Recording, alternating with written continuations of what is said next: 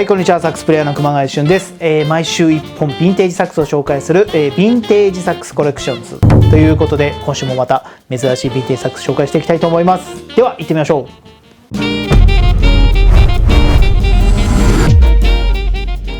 はい、では今回紹介するヴィンテージサックスは、こちら、マーチンのザ・マーチンウリッツァということで、これもねマーチンこの前、紹介したサックスでもあるんですけれども、そこからの、ちょっと流れがあるサックスですかね。今回もまた3つのトピックに分けてご紹介をしていきたいと思います。またこのマーチンを探っていきたいなと思います。では行ってみましょう。はい、では最初のトピック、マーチンサックス終焉画ということで、まずは、音色チェックしてみましょう。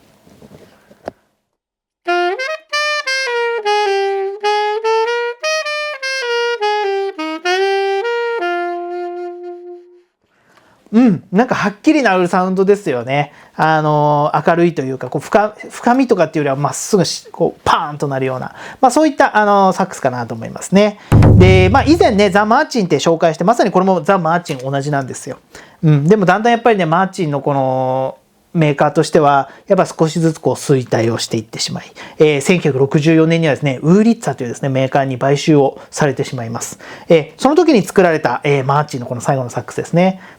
でここにコミッティってこう入ってるんですけれども、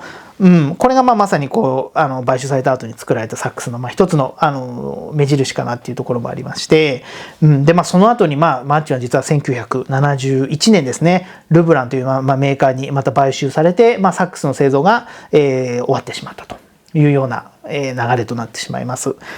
本当ねマーチンっていう楽器は本当に何でしょうね、いろんなことに挑戦をしていた楽器だなって僕は思ってて、前も火星とかいろんなそういった彫刻が彫られてたりとか、なんかそういったねユニークなメーカーだったんですけども、なかなかねやっぱそういった中で、サックスっていうのはこうセルマーのようになっていくっていうのは難しいんだなと、そうね本当に思わせる一つの楽器だなと思いました。はい、次のトピック、初期型のザ・マーチンとの比較ということで、これがねその要はウーリッツァに買収されてからの、マーチンですけども、こちらが、マーチンまだ初期の頃ですね、できた頃のマーチンですけどものものになってます。正直ねあんまり変化は見られないかなと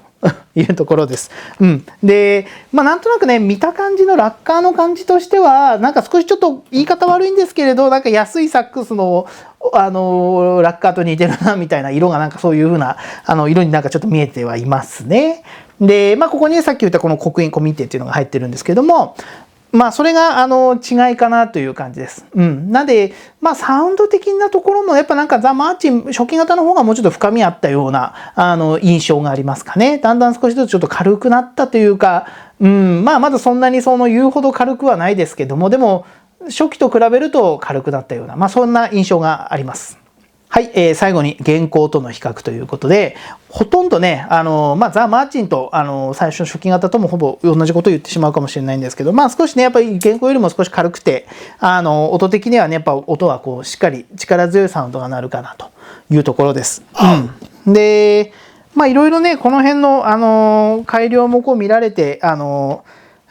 来たんですよね、こうマーチンってこう来る間にね。でもそういった中で現行と比べるとやっぱりとはいえここの辺は難しいですよね。特にやっぱこの辺の特にサイドのレバーあたりの操作性っていうのは結構なかなか慣れが必要かなと思うようなサックスでした。はい、では最後に、ザ・マーチン、ウーリッツァを使って、オブリビアンを、お届けしたいと思います。ぜひですねこのサックス終焉の、狭まっているところではありますけども、ぜひこのマーチンサウンド楽しんでいただけたらと思います。ぜひ聴いてください。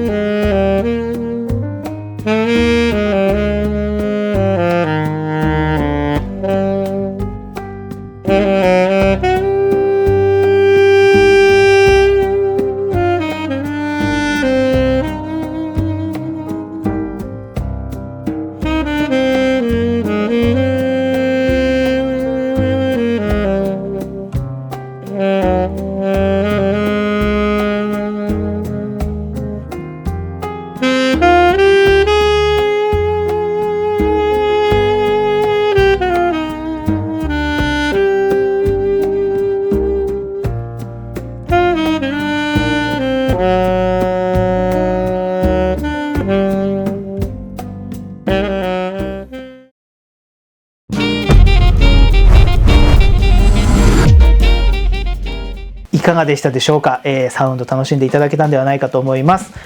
こちらの動画、よろしければ、グッドボタン、そして、チャンネル登録もどうぞよろしくお願いします。